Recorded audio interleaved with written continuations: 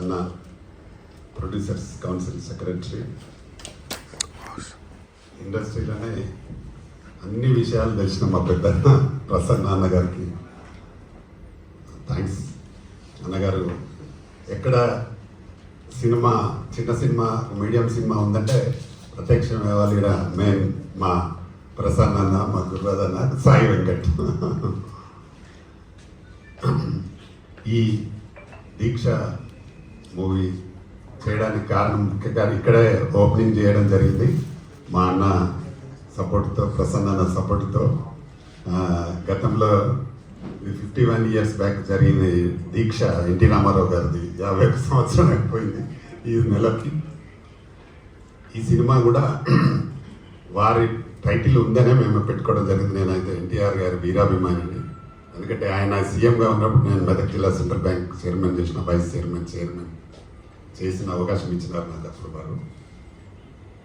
వారి మీద అభిమానంతో టైటిల్ కూడా అదే పెట్టుకోవడం జరిగింది.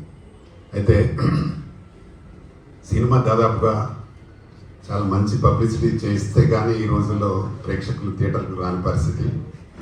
నేను ఇండస్ట్రీకి స్టార్ట్ అయింది 1991లో స్టార్ట్ అయిన అల్లరి బెల్లం అనే మూవీతో శివాజీరాజ్ అనే హీరోగా చేసి ఆ సినిమాతో స్టార్ట్ అయి ఉన్నా. అప్పటి నుంచి కంటిన్యూ చేస్తూనే ఉన్నాము. ఇప్పుడు దాదాపు 43 సినిమాలు, దీంతో 43వ సినిమా చేయడం జరిగింది. నేను ఉదయ్ కిరణ్ సినిమా జోడినందరూ అని అట్లా చాలా సినిమాలు, సూపర్ స్టార్ కృష్ణతో సర్దార్ బాబన్న డైరెక్షన్ చేయడం జరిగింది. ఇలా చేస్తూ ఉన్నాము.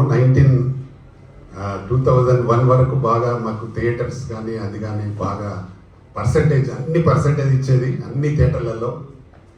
మంచి డెఫినెట్గా నా మొదటి సినిమానే లాభంతో వచ్చాను నేను ఇండస్ట్రీకి.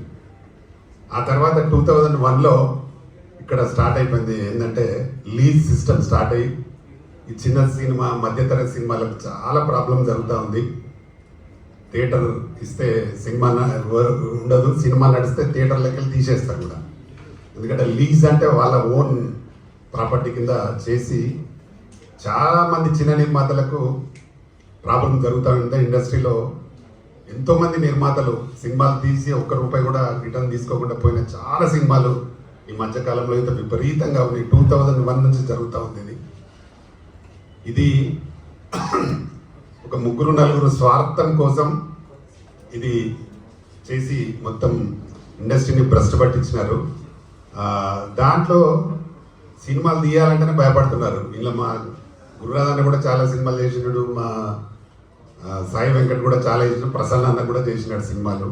కాకపోతే ఏంటంటే థియేటర్లు లేక, మళ్ళీ రిటర్న్స్ రాక, నేను కూడా ఎన్నో సినిమాలు చేసినా కానీ రిటర్న్స్ రాక ప్రాబ్లం జరిగి నాలాంటి వాళ్ళు ఎంతోమంది నిర్మాతలు వాళ్ళందరి ఈ లీజ్ తీసుకుని వాళ్ళు మొత్తం వాళ్ళు సంపాదించుకోవడం జరుగుతూ ఉంది ఇండస్ట్రీలో తప్ప చిన్న నిర్మాతలకు మనుగడ లేకుండా పోయింది.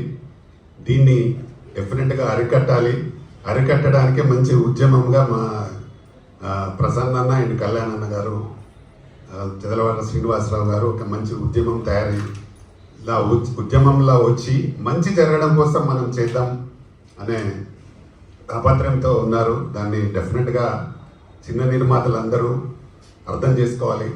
ఎందుకంటే మనకు మంచి ఎప్పుడు జరుగుతుంది, ఎలా జరుగుతుంది అనేది బాగా ఆలోచించి నిర్ణయం తీసుకుంటే మంచిగా ఉంటుంది. మనం ఏదైనా, నాకైతే ప్రతిదీ ప్రాబ్లం జరుగుతూ ఉంటుంది. ఇప్పుడు నాలాంటి వాడికే ప్రాబ్లం జరుగుతుందంటే మామూలులకు ఇంకా చాలా ఎక్కువ ప్రాబ్లం జరుగుతుంది. మన